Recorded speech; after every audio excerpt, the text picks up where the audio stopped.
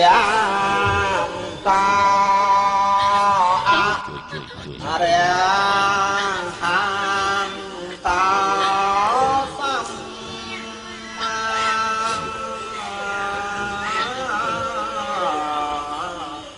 សំពតធា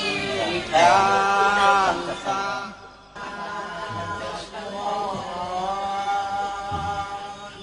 លបងសុនណាកាត់ចិត្តខ្លះទៅនុតអើយនុតមិនគួរអាយុខ្លីអញ្ចឹងសោះទុំព្រលឹងនេះជាសម្បត្តិធ្វើដំណើររបស់នាងហើយចូលនាងកាន់ឲ្យជាប់ដើម្បីធ្វើដំណើរចូលទៅថ្វាយបង្គំព្រះចលមនីចេតិយព្រោះនាងនៅតែម្នាក់ឯងគ្មាននរណានាំផ្លូវទេ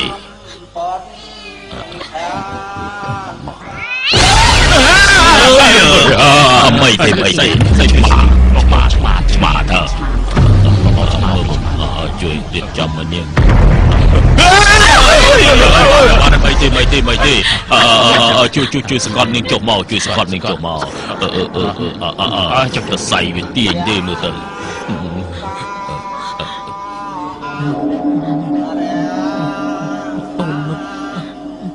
ណៃទៅអូន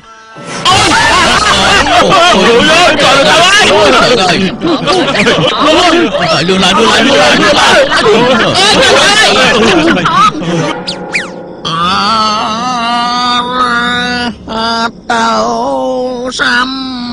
មាតោ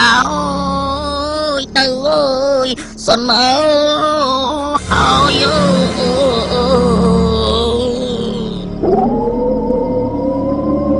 យទៅទៅ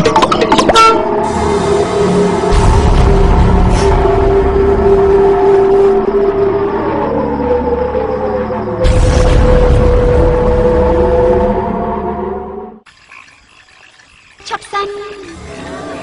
បូអើយឆាប់សិនអាចខ្ញុំសំបៃសាទៅរកប្តីខ្ញុំផង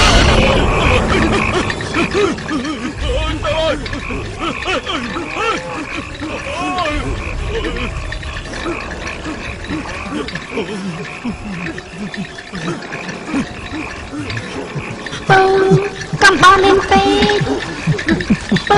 កំបោលេងពេកមិនចាំធ្លាក់ខ្ញុំ